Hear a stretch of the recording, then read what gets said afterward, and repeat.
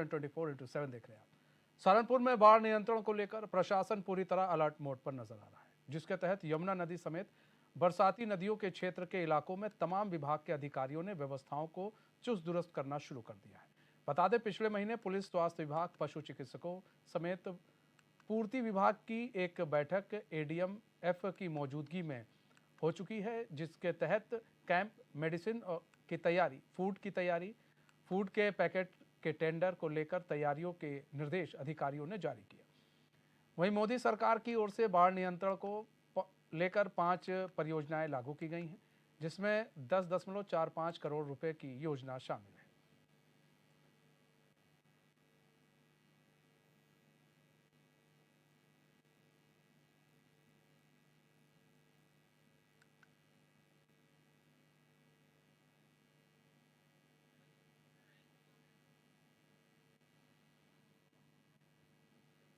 हमारे साथ हमारे संवाददाता योगेश आर्य जुड़ चुके हैं लाइव। योगेश, किस तरह की तैयारी देखने को मिल रही है बाढ़ के मद्देनजर? देखिए मनीषी, सहारनपुर की अगर बात की जाए तो सहारनपुर में बाढ़ नियंत्रण को लेकर जो है सहारनपुर जिला प्रशासन पूरी तरह तैयार है। जो बाढ़ नियंत्रण के लिए जो टीम है उसके साथ बैठक भी की जा चुकी है। एडीएम एफ ने जो है जिलाधिकारी की मौजूदगी में बैठक की थी, जिसमें पशु चिकित्सकों की बात हो, चाहे फिर स्वास्थ्य विभाग की बात हो, चाहे पूर्ति निरीक्षक की बात हो, चाहे फिर बाढ़ नियंत्रण के लेकर सिंचाई विभाग के अधिकारी की बात हो। तमाम अधिकारी उस बैठक में मौजूद रहे थे और उन्होंने वहां पर जो है तमाम दिशा निर्देश भी दिए गए हैं।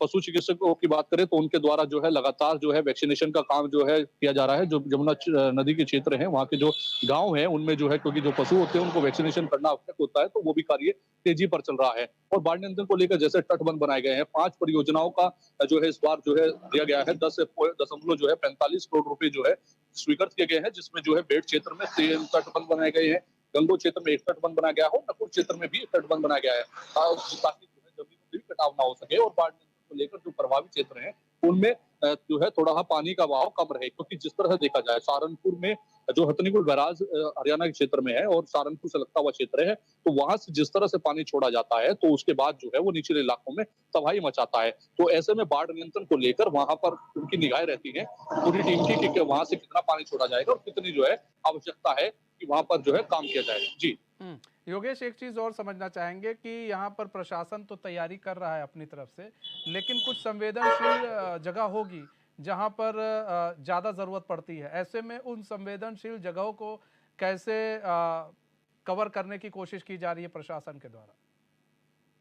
देखिए, जो सहारनपुर प्रशासन है वो कैंप लगाए जा रहे हैं उनके द्वारा, और कैंप लगाकर लोगों से संपर्क किया जा रहा है। गांव दर गांव जो यमुना नदी से लगते हुए क्षेत्र के गांव हैं उनमें जो है लगातार प्रशासन जो है अपनी बैठक कर रहा है और लोगों से भी बातचीत की जा रही है। क्योंकि जो है देखा जाए तो हथनीकुंड बैराज से जब पानी छोड़ा जाता है तो उस इलाके के जो गाँव के लोग हैं उनको काफी परेशानियों का सामना करना पड़ता है। सबसे पहले तो उनके सामने यही आता है कि उनकी फसलें बर्बाद हो जाती है, कटान होना स्टार्ट हो जाता है। तो उसको लेकर भी सबसे पहले उनसे वही बैठक की गई। और साथ ही जो है अगर वहां से बाहर जाने की आवश्यकता पड़ती है, गांव को खाली करना पड़ सकता है, तो उसको लेकर भी तमाम चीजों की बैठक जो है वहां ग्राम प्रधान और गांव के लोगों से की जा रही। लेकिन अगर देखा जाए, क्योंकि पिछले के मुकाबले देखा जाए, उससे पिछले साल के मुकाबले देखा जाए, तो इस वर्ष जो है ज्यादा उम्मीद बारिश होने की जो है जताई जा रही है। तो हो सकता है कि उसमें अगर हथनीकुंड बैराज से पानी छोड़ा जाएगा तो निचले इलाकों में थोड़ी समस्याएं उत्पन्न होंगी। तो उसको देखते हुए जो 5 तटबंध बनाए गए हैं, जहां पर क्योंकि पिछली बार थोड़ा प्रभाव देखने को मिला था, तो उन्हीं को देखते हुए 5 तटबंध बनाए गए हैं, ताकि जो है पानी का प्रभाव थोड़ा गांव के इलाके की तरफ कम हो सके और जो है उससे नुकसान होने से बचा जा सके। 5 तटबंध बनाए गए हैं, लेकिन सवाल ये है कि अभी बात हो रही है कि पानी जब छोड़ा जाता है और पानी जब अपने उफान पर होता है, ऐसे में बारिश आ जाए तो और भी दिक्कत होती है और फसलों को बहुत नुकसान होता है। किसानों के लिए फसलें ही सब कुछ है। जब फसलों को नुकसान होता है, ऐसे में क्या व्यवस्था की गई है कि अगर किसी फसल को नुकसान हो रहा है, किसी किसान को नुकसान हो रहा है, तो उसके लिए क्या कोई व्यवस्था की गई है? कैसे उसको मुआवजा राशि दी जाएगी? देखिए, जिस तरह से होता आया है कि सिंचाई विभाग जो है उसको लेकर के जो है पूरा आकलन करता है। तो अगर कोई जमीन में कटाव होता है, किसी प्रकार की स्थिति इस तरह की स्थिति पैदा होती है, तो उसको लेकर के जो है तमाम जो विभाग है वो वहाँ पर जो है पूरा मुआयना किया जाता है और पूरा मुआयना करने के बाद जो है वहाँ पर रिपोर्ट प्रेषित की जाती है शासन को। उसके बाद जो है मुआवजे की प्रक्रिया की जाती है, लेकिन उसके उसको लेकर भी सबसे पहली जो है रूपरेखा ये तैयार की जा रही है कि किसी तरह का कोई भी कटान जो है इस बार जमीन में देखने को ना मिले, क्योंकि पिछली बार कुछ हल्का फुल्का कटान देखने को मिला था। उससे पहले जो जिस तरह तटबंध बनाए गए थे उनसे काफी प्रभाव जो है देखने को मिला था कि उससे जो है पानी कटान हो गया था, पानी जो है दूसरी दिशा में चला गया था और जो है फसलों को नुकसान होने से बच गया था। लेकिन जहां इलाकों में हुआ था वहां पर भी तटबंध बना गए, तो इस बार उम्मीद जताई जा रही है कि फसलों को नुकसान नहीं होगा, लेकिन अगर होता है तो उसके लिए विभाग जो है एक टीम पूरी है रिपोर्ट करेगी और वो शासन उसके स्तर पर जो है कार्रवाई करेगा। अच्छा योगेश, जैसे गांव में पानी घुस जाता है मान लीजिए, तो ऐसे में गांव के लोगों को फौरी राहत के लिए किस तरह की व्यवस्था की गई है?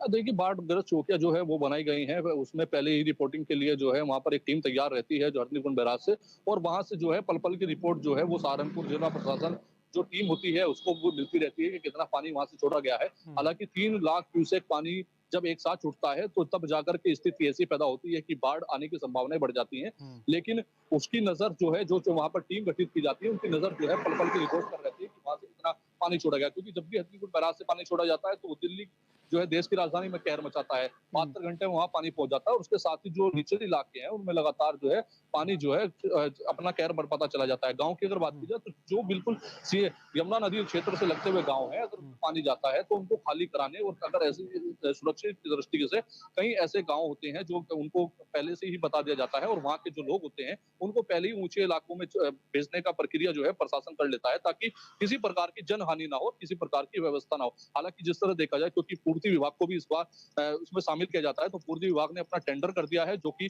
फूड के लिए जो पैकेट्स होते हैं वो तैयार करेगा, और अगर ऐसा कोई समस्या आती है तो वहां पर जो है खाने की समस्या भी ना हो उसको लेकर भी जो है वहां पर पैकेट्स के लिए टेंडरिंग जारी कर दी गई है।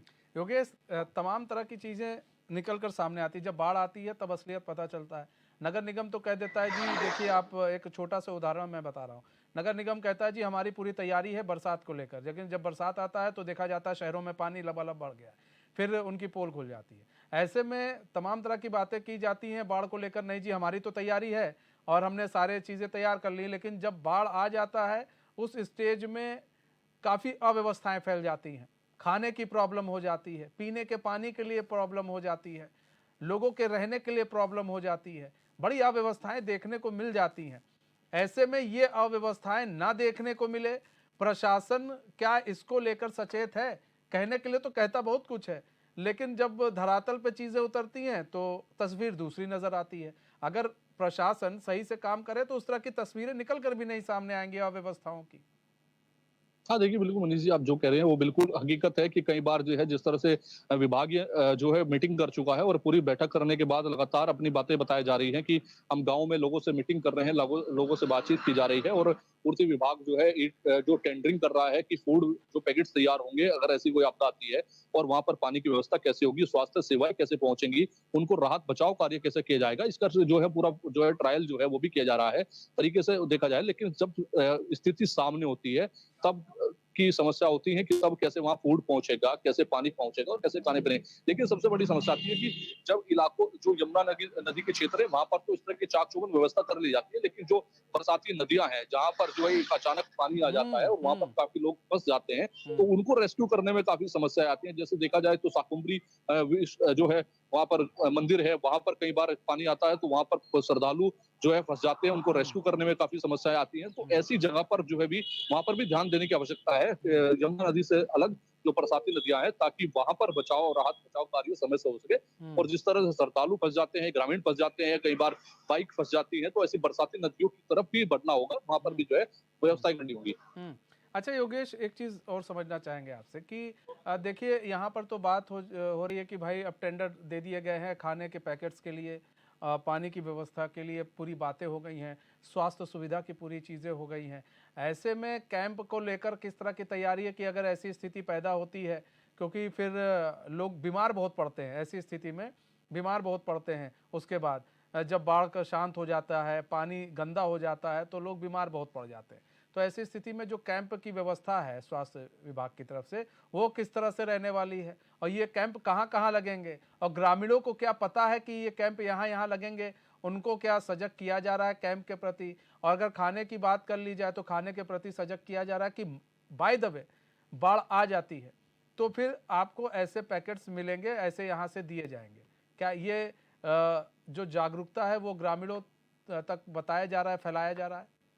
हाँ, देखिए जिस तरह से जिला अधिकारी सहारनपुर इस मामले को लेकर मॉनिटरिंग कर रहे हैं और एडीएम इस पूरे मामले को उसके प्रशासनिक अधिकारी हैं वो पूरी तरीके से टीम के साथ बैठक कर रहे हैं और टीम को दिशा निर्देश दे गए हैं कि वो गांव में जाएं और इन चीजों को बताएं और गांव में जा जाकर के टीम इस चीज को बताने का प्रयास कर रही है कि जब ऐसी आपदा आएगी तो कहाँ पर फूड मिलेगा, कहाँ पानी मिलेगा, कहाँ पर स्वास्थ्य सेवाएं रहेंगी।